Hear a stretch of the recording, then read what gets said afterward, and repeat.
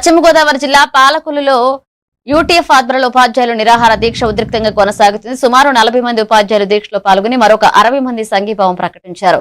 ఉపాధ్యాయులు 3 సంవత్సరాలుగా పెండింగ్ లో ఉన్న పీఆర్సీ అంశాన్ని వెంటనే పరిష్కరించాలని, 29% ఐఆర్ విడుదల చేయాలని, పీఆర్సీ కమిషన్ నియమించాలని డిమాండ్ చేస్తున్నారు. అలాగే సిపిఎస్ రద్దు చేసి పాత పెన్షన్ విధానం అమలు చేయాలని, మరణించిన సిపిఎస్ ఉద్యోగుల కుటుంబాలకు కారుణ్య నియామకాలు కల్పించాలని కోరారు. కార్యక్రమంలో జిల్లా మండల స్థాయి యూటీఎఫ్ నాయకులు ఉపాధ్యాయులు పాల్గొన్నారు.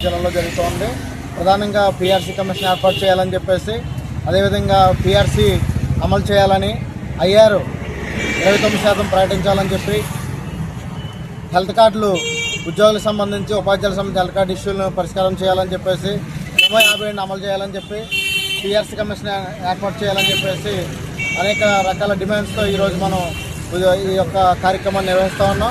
ఇప్పటివరకు పీఆర్సీ కమిషన్ నియమించలేదు.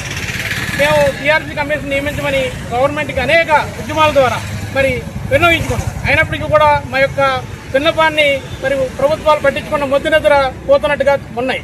కాబట్టి మేము ఈ రోజున ఒకరోజు రిలే నిరాహార దీక్షకి ఈరోజు జిల్లాలోని అన్ని నియోజకవర్గ కేంద్రాల్లో కూడా యూటీఎఫ్గా నిరాహార దీక్షలు చేస్తున్నాం.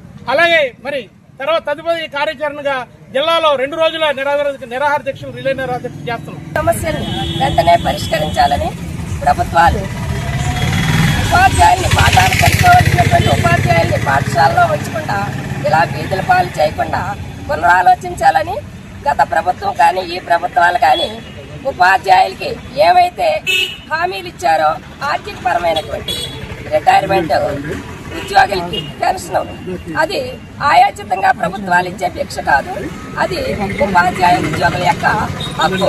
కాబట్టి ప్రభుత్వాలు వెంటనే స్పందించి ఏ డిమాండ్స్ అయితే ఉన్నాయో అవన్నీ కూడా